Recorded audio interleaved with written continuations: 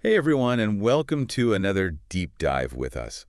Today we're tackling something that I think is really close to the heart of a lot of our listeners, Mm.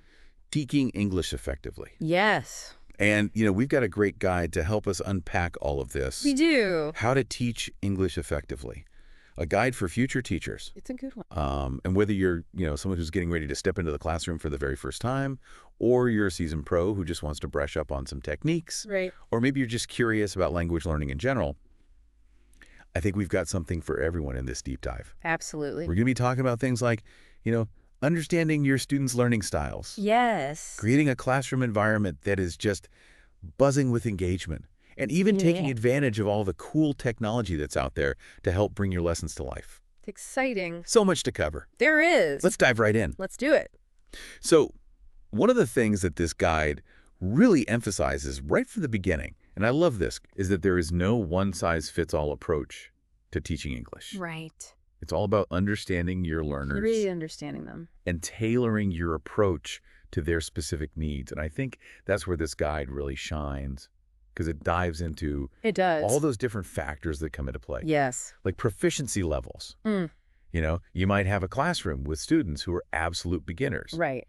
and others who are practically fluent. Exactly. And everything in between. And then you've got learning styles, Yes. which I think is so fascinating. Me too. The visual learners, Mm. auditory learners, the kinesthetic learners, Mhm. we all have our preferences. Absolutely. And a great teacher taps into those They do. to make learning really click. They make it stick. It's not just about making it fun either. No, it's deeper than that. It's about recognizing that each student has their own unique pathway to understand. That's right. Think about it. Have you ever tried to learn something new when the teaching style just completely clashed with how you best absorb information? Oh, yeah.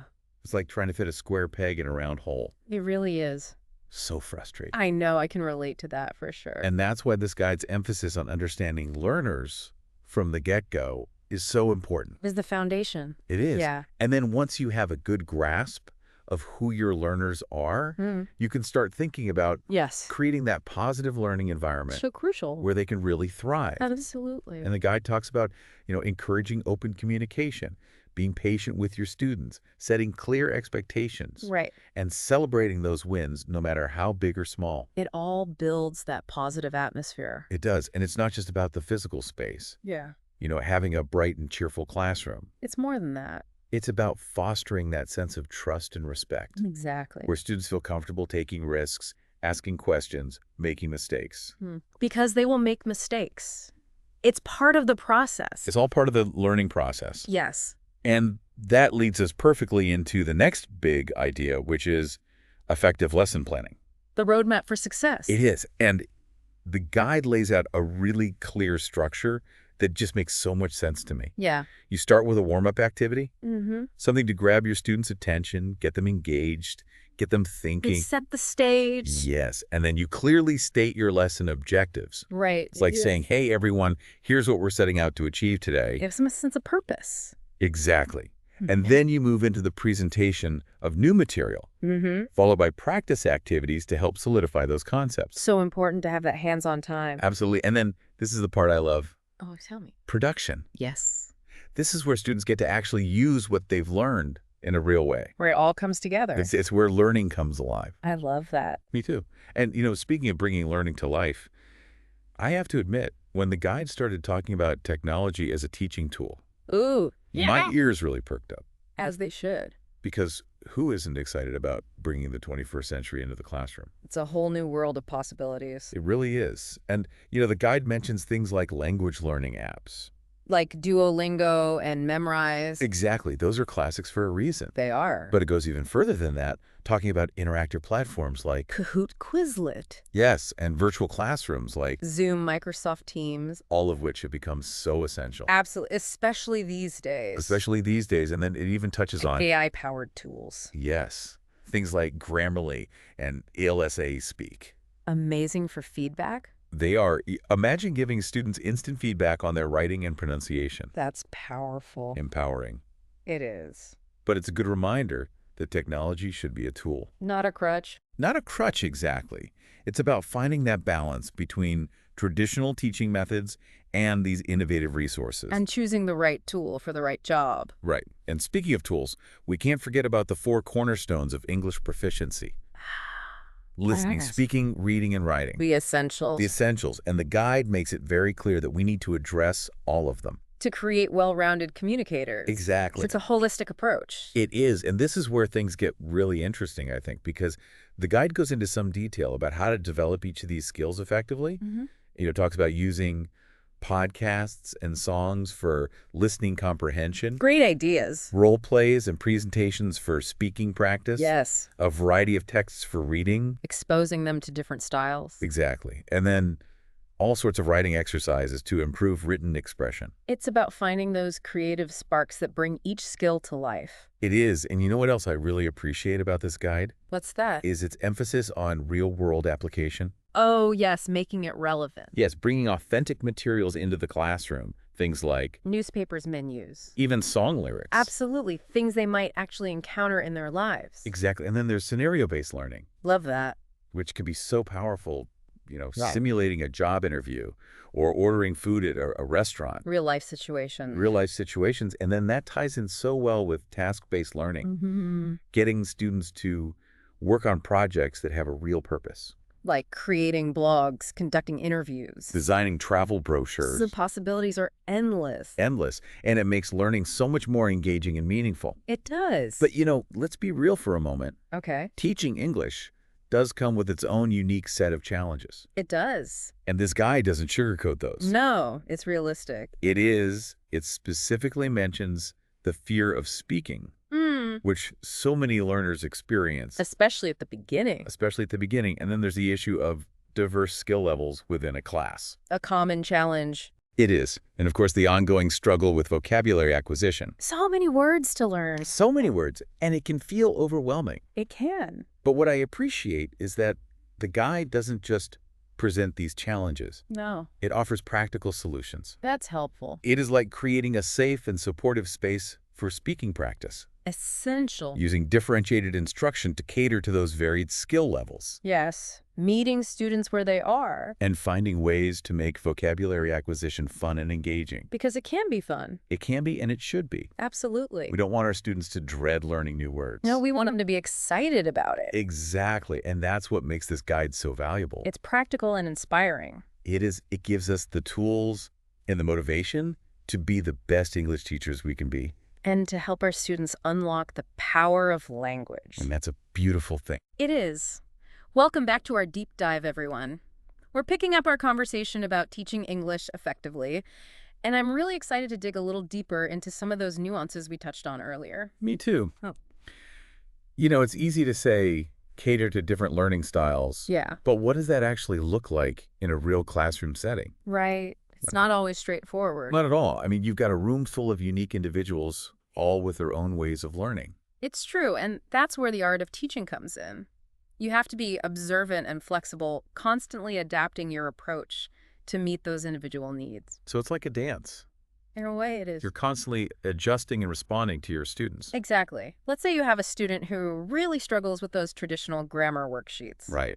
But then they just light up during role-playing activities. So that might be a sign that they're a kinesthetic learner. Exactly. Someone who learns best through hands-on experiences. So instead of drilling them with more worksheets, you might create a mock travel agency scenario where they have to use English to book flights and hotels. Now you're talking. That's a great example.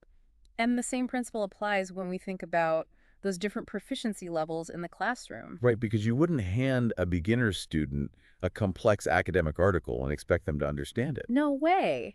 You'd start them off with simpler materials like maybe dialogues or short stories, even picture books. Gradually building their vocabulary and confidence. Exactly. It's about scaffolding their learning, giving them the support they need to succeed at each stage. Speaking of support, Yes. let's talk about the role of technology in all of this. Yeah. We touched on some exciting tools earlier, You did. but I think it's worth exploring how we can really integrate them effectively. It's not just about having the latest gadgets. Right. It's about using them in a way that genuinely enhances the learning experience. Purposefully and thoughtfully. Exactly. And I'm thinking about those interactive platforms like Kahoots, which are fantastic for review games, vocabulary quizzes, even grammar practice. They make learning fun and engaging. Right, and that can be a game changer for students who might find traditional lessons a bit dry or repetitive. Absolutely. And you know what else is really exciting? Tell me. The potential of virtual reality to create truly immersive language learning experiences. Wow. Imagine students being able to virtually visit a bustling marketplace in London or practice ordering food at a Parisian cafe. It's like transporting them to another world. It is, and it makes the language come alive. And even simpler tools like podcasts can be so effective. They can. Students can listen to authentic English conversations on a wide range of topics. Right, and improve their listening comprehension, pick up new vocabulary along the way. And a lot of these tools offer features like subtitles, adjustable playback speed, built-in dictionaries. Which makes them even more accessible. Exactly. So it's about finding those tools that fit your students' needs and incorporating them in a way that complements your teaching style. It's all about finding that balance. It is. All right, let's shift gears a bit and talk about some of those common challenges that English teachers face. Okay, good idea. We mentioned the fear of speaking earlier. Big one. It can be a major roadblock for a lot of learners, especially beginners. Especially beginners, because they're often afraid of making mistakes. So how can we create that safe and supportive environment where they feel comfortable taking risks? It starts with the classroom culture. Right. Creating a space where mistakes are seen as opportunities for learning. Not as something to be ashamed of. Exactly. We celebrate effort and progress, not just perfect pronunciation or grammar. And I love the idea of using games to lower anxiety and create a more relaxed atmosphere. Games are great. Things like Two Truths and a Lie or charades can get students speaking English in a fun way. Without that pressure of a formal presentation. Exactly. And sometimes even a simple well done or you're getting there can make all the difference. Those little acknowledgments can go a long way. They really can.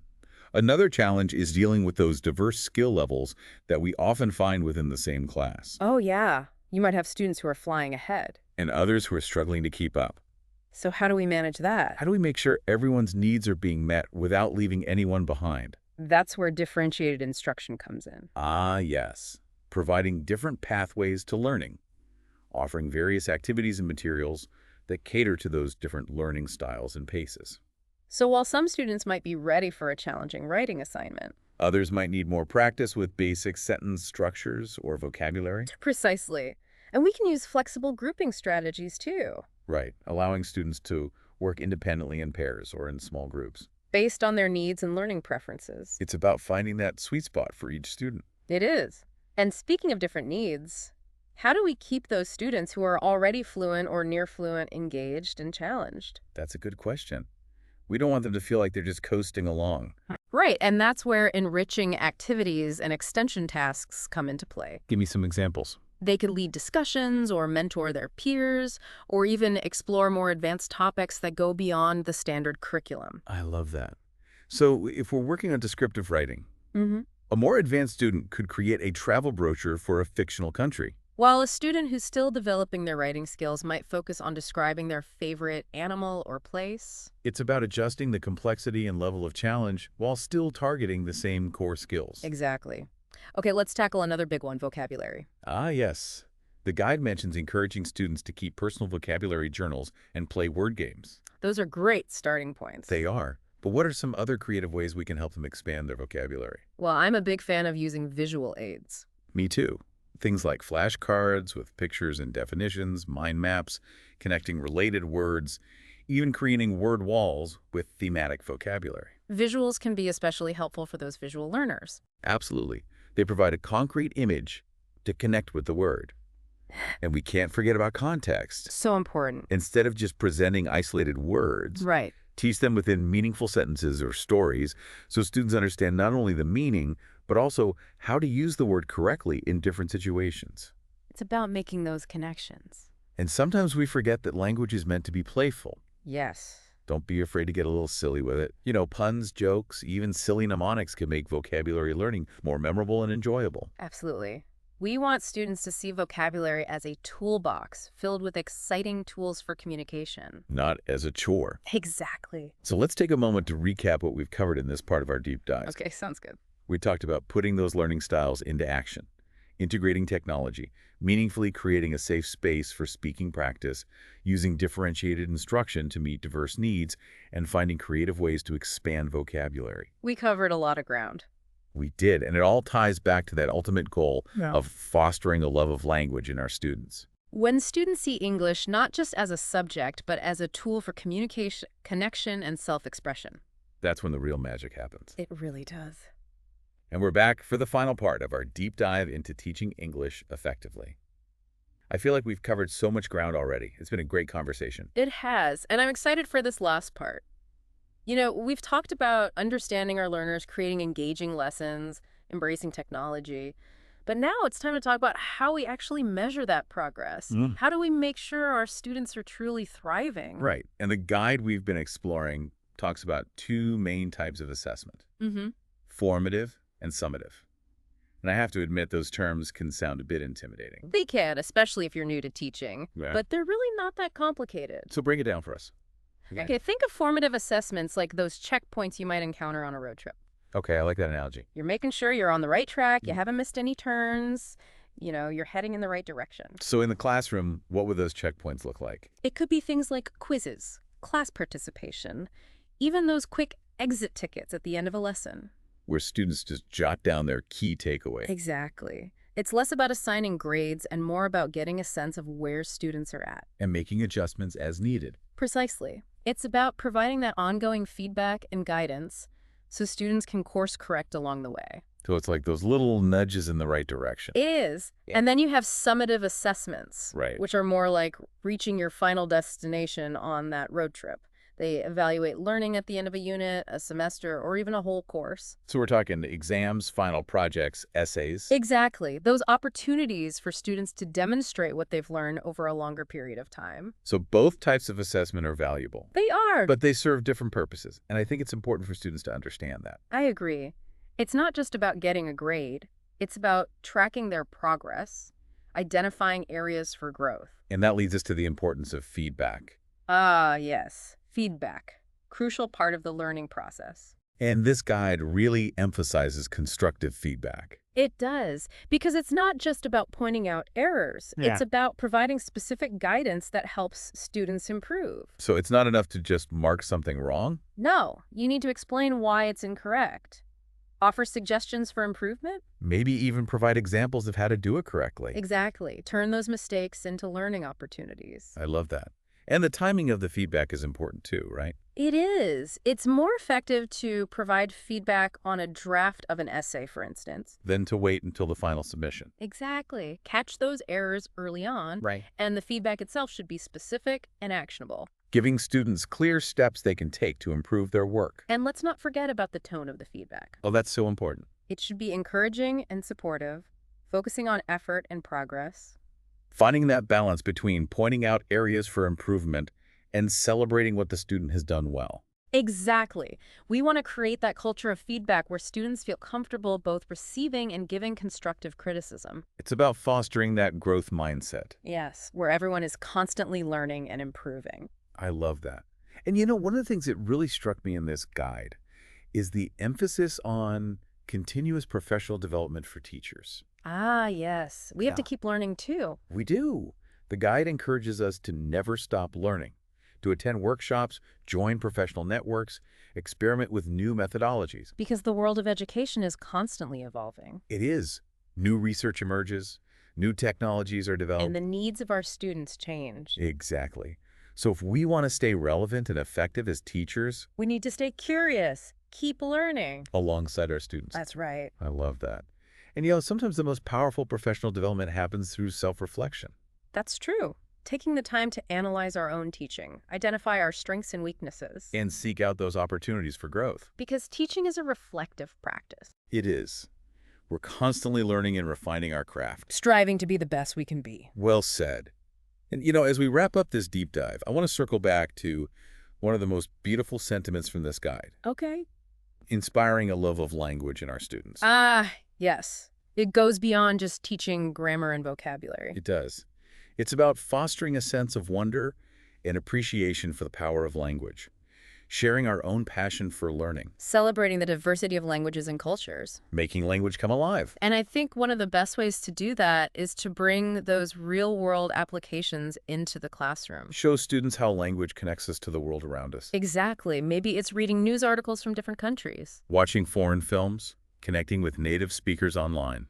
The possibilities are endless, and never underestimate the power of storytelling. Oh, I love that. Sharing personal anecdotes, reading aloud from engaging texts, encouraging students to create their own stories. It's all about sparking their imagination, igniting that love of language that will hopefully stay with them long after they leave our classrooms. What a beautiful way to wrap up our exploration of effective English teaching. It's been a great conversation. It has. We've covered a lot of ground. But I hope you've walked away with some practical tips, fresh inspiration, and a renewed sense of purpose in your teaching journey. Remember, the world needs passionate and dedicated teachers like you. Keep learning, keep growing, and keep inspiring your students to embrace the power of language. That's it for our deep dive. Until next time, keep exploring the wonderful world of language and learning.